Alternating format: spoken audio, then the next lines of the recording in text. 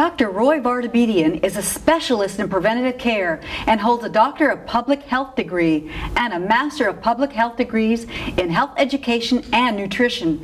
His landmark publication, Nutripoints, a New York Times bestseller, has been used in a total of 13 countries and in 10 languages worldwide. Now, Dr. Roy, when people go on a diet, they feel really tired. How can they overcome that? Well, the first tip is to keep your blood sugar levels steady, Suzanne, and that's really important because when people don't do that, they can really easily get off their program. And if they skip a meal or wait too long before you have a meal, we've all felt that feeling where we're just starving, and then we overeat and get off the program. So it's very important to keep our blood sugar levels steady, not too high, so that we stimulate insulin to come and drop it, and not too low that we feel really hungry and get off the program. That's great advice. What are some of your other tips? My second tip, Suzanne, is to eat foods that are low in caloric density. It's just a fancy word that means foods that fill you up, that take a lot of space, but are also low in calories at the same time. Foods like whole fruits and vegetables are a great example. If you're looking at brand name foods where you have a label to read, make sure that it has less than 5 grams of fat and more than 2 grams of fiber, and this gives a full effect in your stomach. I know a lot of people that tell me that they eat when they're stressed. Managing stress is also very important because this is one of the big reasons that people go off their program. They have some stressful event happen, and when we have stress, chronic stress or even acute stress, we have a stress reaction, and all these chemicals and hormones are poured out into our bloodstream, and they actually can make us crave the worst kind of foods, because when we feel uncomfortable, we want to feel more comfortable, and so we have the comfort foods that are high in fat that make us feel satisfied and get all our blood sugar levels, comfortable, and all our hormone levels back to normal. I call those the seafoods, the comfort foods, chips, chocolate, creamy desserts, cake. Definitely. So in order to control your stress, there's 3 ways that I like to help people do that. Number 1 is to try to cut down the number of stressful things that happen to us in our life.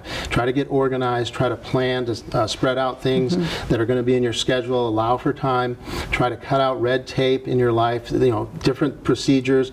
Do things ahead of time so they won't, you won't have a big bottleneck and some stress coming up at one time. Yes. That's one thing, is to cut down the number of stressors. Number 2 is to change your attitude and perception towards stressful things in your life. Sometimes you can't change it. How would they do that? This is just an example you can use to get the philosophy of what I'm talking about. You're at a stoplight, you're at a red light, and what do? We feel anxious. Yes, we want to go, go, go. Yeah, we grab the steering wheel. Women probably wouldn't do this, but guys might put their foot on the brake and the gas at the same time.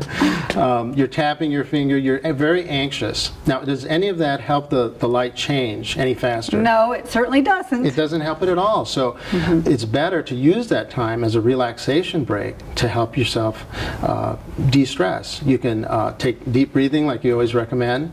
You can even close your eyes and the guy behind you will let you know when the light turns green. Yeah, he will. So that's how you change your perception of something. Just turn it around into something positive. Oh, great. And the third thing to do is to use relaxation techniques to help you with the inevitable stress that you have. For example, some of your DVDs I know go into relaxation and releasing stress. Yes, it's so important.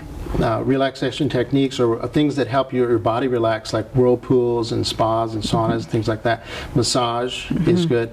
And exercise is definitely one of the best things you can do, especially functional fitness, because it will help you release the stress the way you teach.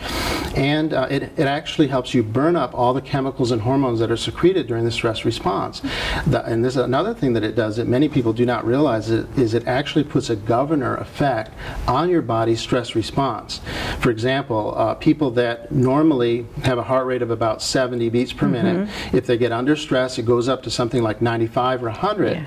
But people that are really fit, starting at 70, they start more like 60, and it only goes up to 65 when they're under stress. So exercise puts a strong governor effect on the body's release of those stress hormones. So those are the 3 ways that I recommend. That was terrific advice. Thank you so much, Dr. Vartabedian, for joining us today. You're welcome. Thank you.